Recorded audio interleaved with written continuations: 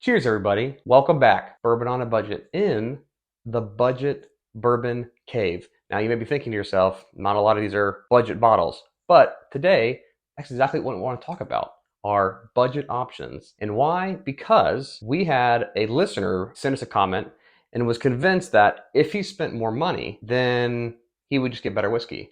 And that's kind of true, but kind of wrong. And so today I want to kind of go through my thoughts on why you shouldn't spend much more than this range to get the best available whiskey. So I was kind of going through my bourbon drinking experience, from beginning to where I am now. And at first I was convinced that okay, I need to go and just get all of the $20 to $30 bottles. I can try them all. So that was your benchmarks and your Old Forester 86 and almost like a Wild Turkey Long Branch before that was marked up a little bit. And then I was immediately in the mindset of I need to only spend $100.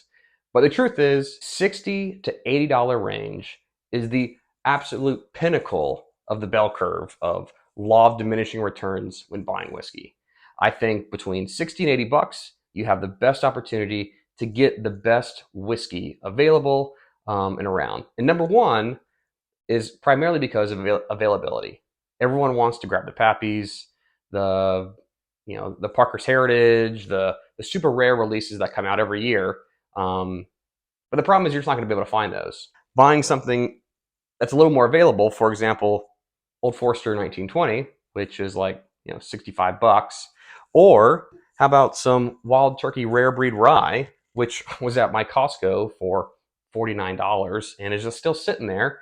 The amount of value that you get with these bottles that are always available all the time is stellar. I'll give you one more. How about Maker's Mark Cask Strength? I love proof. You can't go wrong with a good wheated whiskey. So Maker's Mark Cask, Old Forester 1920 or 1910. Both of those are good options. And some Wild Turkey Rare Breed Rye or the bourbon. The bourbon's even cheaper. It's 45 bucks versus 50 or 60 bucks. All of these are in that similar price range of 60 to 80 bucks, on the high end, depending on your location. But the amount of value that you get with these bottles is spectacular. So number one, availability. Number two, this price range between 60 to 80 not only gets you super available bottles that are really high quality, but they also get you into store picks. So for example, we've reviewed this one. This is a New Riff single barrel pick from Corona. And this is another Tommy bottle. And you can see that I have really enjoyed this bottle. This is a 108 proof store pick that has a lot of melon and spearmint on the palate. Very unique, a lot of fun, and you're supporting a local store. Another one, how about this? Another Wild Turkey product, but this is a Russell single barrel pick. Still in the $60 to $80 range. You're supporting your local businesses. This is 110 proof, like all of them are.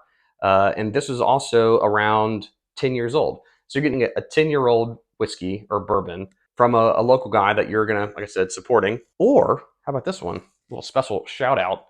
How about our old store pick, Blue Note? This is a 119 proof. This was actually sold for $39.99. So below the 60 to $80 range that I'm saying. If I say don't go outside the range of 60, 80 bucks or don't exceed that, then why are you looking at maybe a Thomas H. Handy back there or a Parker's Heritage over here? And there's kind of a time and place to spend that amount of money to get a nicer bottle of whiskey. But it's not because you think the whiskey is better. It's because the story and the people that you're going to be sharing with it are worth spending that much more money. So consider what you guys are looking to spend your money on. If it's just to be drinking, having a good time and kind of relax with some friends, really try to stay in that 60 to 80 range. If you go and spend $100 bottle just because, it's just going to drink just because, but if the time is right for you to spend that extra tranche, make sure you are going to be okay with sharing it with the people that you really like hanging with. Another question we often get is, hey, my friend's into bourbon and I want to spend $100 on on whiskey form. What bottle should I get for $100?